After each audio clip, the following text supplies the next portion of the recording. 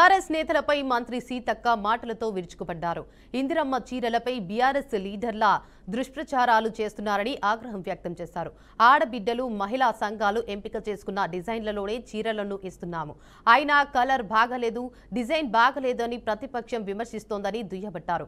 ఆడవాళ్లు ఎదుగుతుంటే ఓర్వలేనితనం కేటీఆర్, హరీష్ రావులదన్నారు. బీఆర్ఎస్ లాగా సూరత్ నుంచి కిలోల లెక్కన తీసుకొచ్చిన చీరలు కాదని సీతక్క ఎద్దేవా చేశారు. ఆడబిడ్డలు సంతోషపడితే మరి బీఆర్ఎస్ నాయకులు కల్వకుంట్ల కుటుంబం కళ్ళల్లో నిప్పులు పోసుకుంటుందని, అందుకనే మరి చీరలు బాగలేవని, లేదా ఎలక్షన్ల కోసమని, లేదా కొంతమందికే ఇస్తున్నారని ఏదేదో తప్పుడు కూతలు కూస్తున్నారు. అయ్యా, మీ చీరలు బాగున్నాయా, మేమిచ్చిన చీరలు బాగున్నాయో రాష్ట్రంలో ఉన్న ప్రతి మహిళకు అర్థమయ్యి గుండెలకు కత్తుకొని ఫోటోలు దిగి పెడతా ఉన్నారు.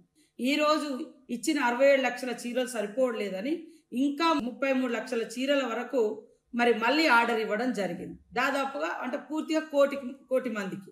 దీన్ని నిస్సిగ్గుగా మరి హరీష్ రావు లాంటి ఒక నాయకుడు, అబద్ధాల కేరాఫ్ హరీష్ రావు, నేను ఎప్పుడో చెప్పిన కదా, సూరత్ నుంచి కిలోల కొద్ది తీసుకొచ్చిన చీరలు కాదు, చేనేత కార్మికులు వాళ్ళు స్వయంగా నేర్చిన చీరలు. మేము అక్కడే ఆర్డర్ ఇచ్చినాం కదా.